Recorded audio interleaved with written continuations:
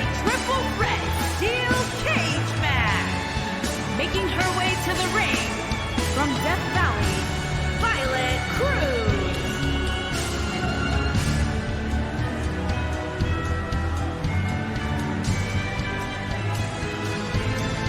Guys, this sold-out arena is buzzing right now in anticipation of this triple threat match. Yeah, and I'm willing to bet the concession stands are on empty right now. Nobody wants to miss even a second of this match.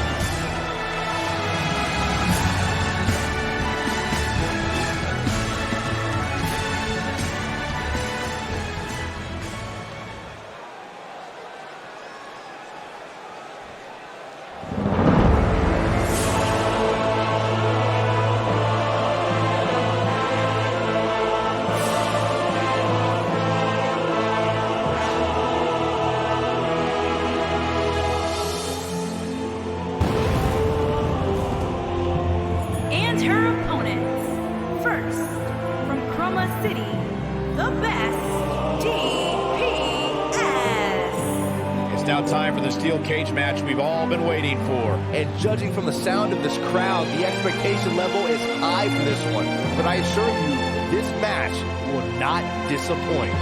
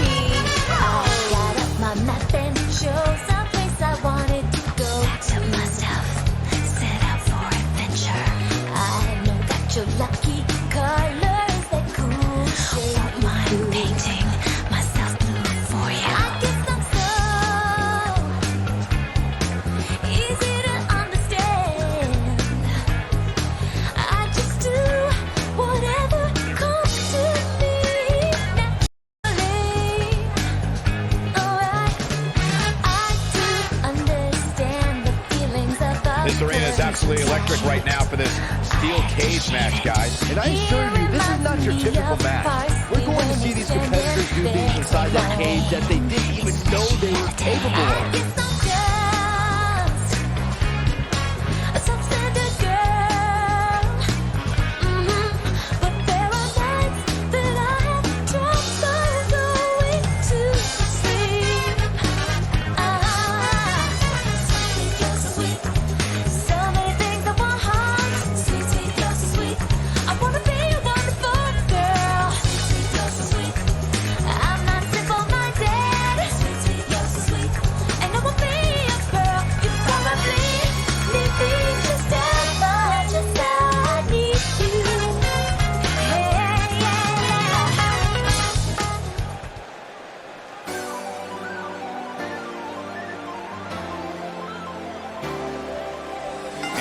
With this triple threat match.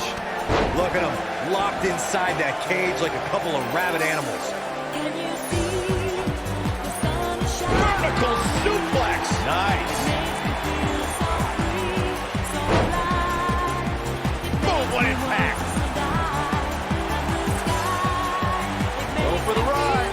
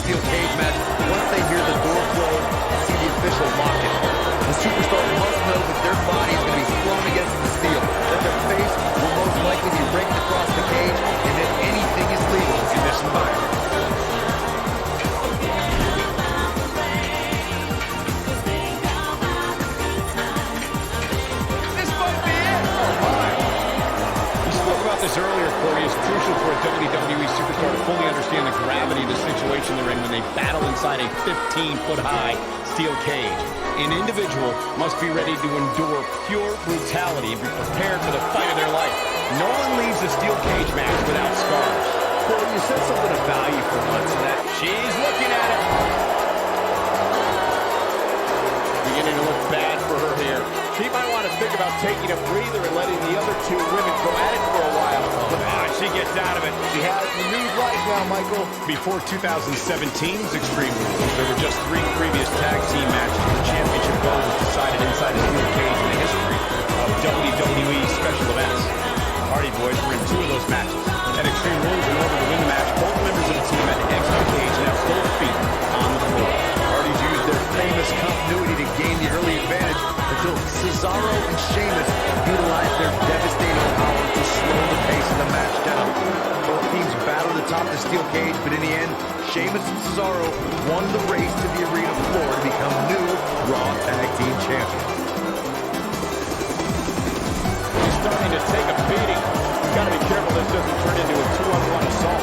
Yeah, but I wouldn't counter out yet for a while. Any one of these 3 women can win this match. But it's too early here, guys. It's going to take a whole heck of a lot more than this to keep her down.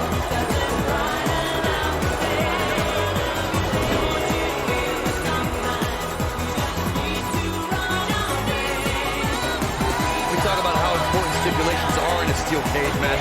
If superstars sign a contract where the only way to win is escape the cage and have both your feet touch the floor, the competitors must have a plan.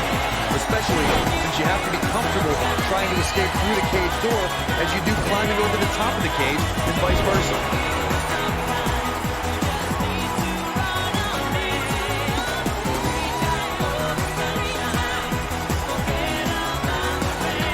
We've seen it on so many occasions, Corey, as superstar has the match won and all they have to do is pin their opponent. Or a submission is locked in and the person is fractions of a second away from tapping out. That's when it hits. The third participant in the match comes in to break things up and launch an attack on their own. There is no time to spare in a triple threat match. Just when a superstar thinks the match is theirs for the taking and they're moments away from victory, the rug is yanked out from under them with no warning. That's why in a triple threat, a competitor must move carefully and swiftly or it could cost them the match. It's always important to get off to a strong start in a match. It's even more important to do that in a triple threat match, given that you're going up against 2 opponents at the same time. Add to that the no disqualification stipulation, and there's little to no room for error. One mistake, and it can cost you a lot more than winning the match.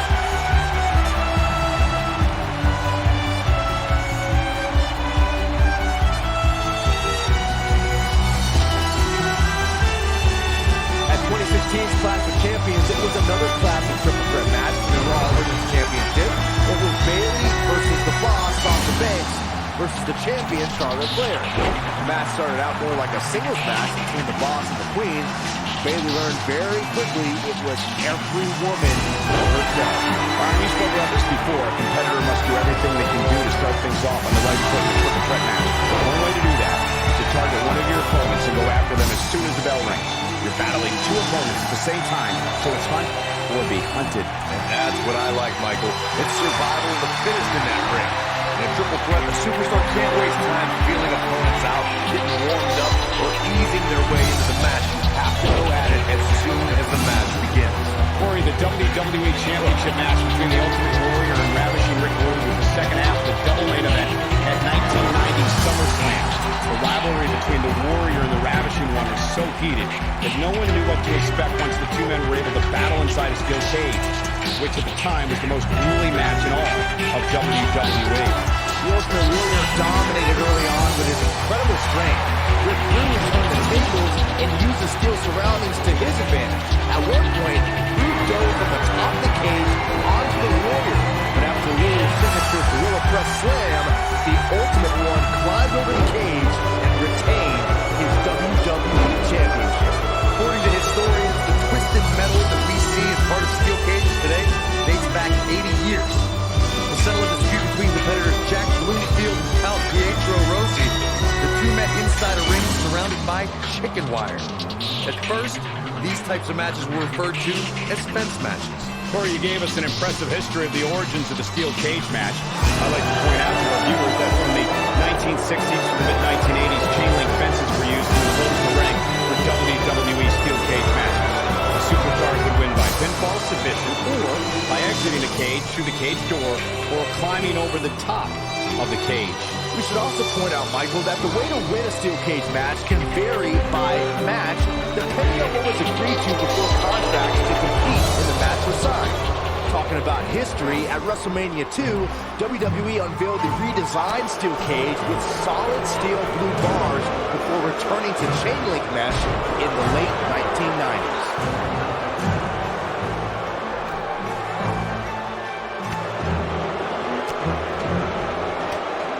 What impact!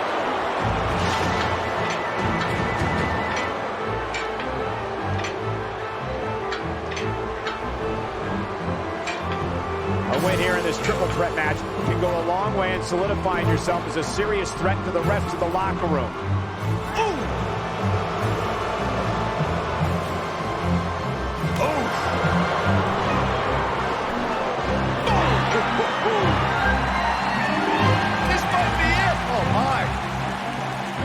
You gotta believe this one's over.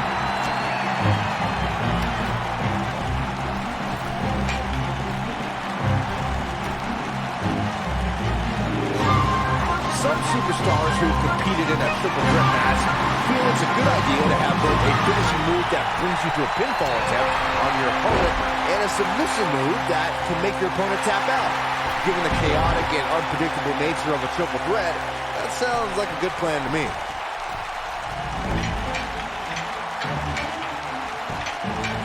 Cover here.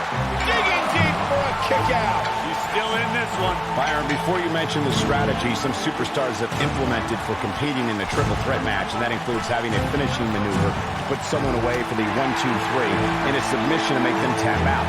There are many superstars in WWE who can do just that, which makes them even more dangerous to opponents. The way I look at it is you can never have enough weapons at your disposal, especially in something like a triple threat match. If a superstar can defeat someone by pinfall and submission, to me, they increase their chances of victory in a match where the odds are against them to begin with.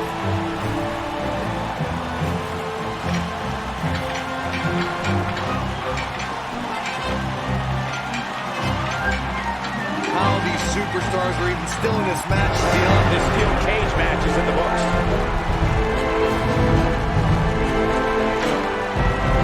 Those three superstars laid it all on the line, as we can see right here in these clips.